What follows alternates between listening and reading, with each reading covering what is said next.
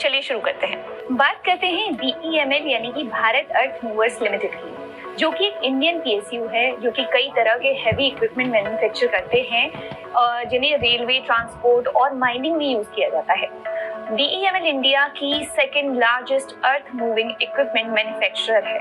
BEML का अगर हम चार्ट देखें तो लाइफ टाइम यहाँ पर आपको 4500% से ऊपर के रिटर्न्स देखेंगे, 5 साल में 350% से ज्यादा और साल भर में 90% के अराउंड रिटर्न्स आपको देखने के लिए मिलेंगे। इसके फाइनेंशियल्स पे अगर हम नजर डालें तो टोटल रेवेन्यू आप देखेंगे ओवर द इयर्स अच्छी ग्रोथ है।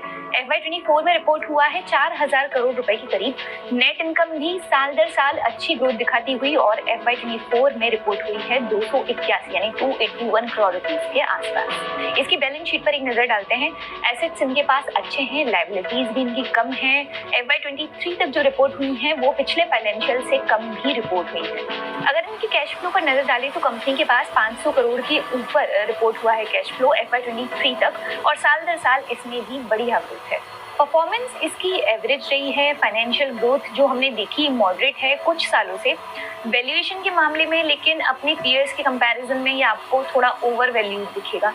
प्रॉफिटेबिलिटी के साइन अच्छे हैं, लेकिन अगर हम अभी एंट्री पॉइंट की बात करें तो शेयर ओवर वैल्यूड भी है और ओवरबॉट जोन में भी फिलहाल आपको देखने के लिए मिलेगा। अब कंपनी के बाकी इनसाइट्स पर नजर डालते हैं।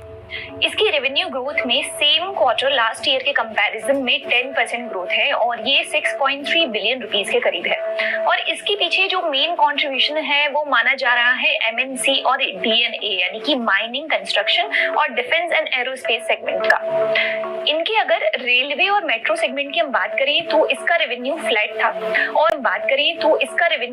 था और कह सकते हैं एक तरह से इसमें डिक्लाइन ही देखा गया है। ऐसा क्यों हुआ है? क्योंकि मुंबई मेट्रो प्रोजेक्ट जो है उसमें डिले होता हुआ नजर आ रहा है फिलहाल, जो इसमें गिरावट का एक कारण एक तरीके से कहा जा रहा है। लेकिन साथ साथ ही कंपनी अपने वंदे भारत ट्रेन प्रोजेक्ट पर खासा ध्यान दे रही है, जो कि FY25 सेकेंड क्वार्टर तक रोल आउट होने की उम्मीद है। अब इनके ऑर्डर बुक पर एक नजर डाल लेते हैं। जून 2024 तक जो रिपोर्ट हुआ है 118.2 बिलियन रुपीस के अराउंड, यानी स्टेबल है ऑर्डर बुक इनका। लेकिन ऑर्डर इनफ्लो हम देखें तो नए ऑर्डर लास्ट ईयर के कंपैरिजन में 66% के अराउंड ड्रॉप हुए हैं। लेकिन इसका जो मेन रीजन बताया जा रहा है वो इलेक्शन रिलेटेड डिलेज और रेलवेज मिनिस्ट्री का रीसेंट डिसीजन है, जिसमें कहा गया है कि नॉन AC कोचेस को प्रायोरिटी दी जाएगी बजाय AC कोचेस के। और इसी के चलते वंदे भारत कोच ऑर्डर्स भी इनके अफेक्ट हुए हैं। लेकिन FY25 तक रेलवे और मेट्रो के प्रोजेक्ट्स इनको और मिल सकते हैं और इसमें ग्रोथ भी एक्सपेक्ट की जा सकती है। अब आते हैं ब्रोकरेज के टारगेट पर। ब्रोकरेज का क्या मानना है? सभी बातों को ध्यान में रखते हुए ब्रोकरेज ने यहाँ पर सेल की रेटिंग देते हुए टारगेट प्राइस भी जो है वो करंट प्राइस से कम कर दिया है।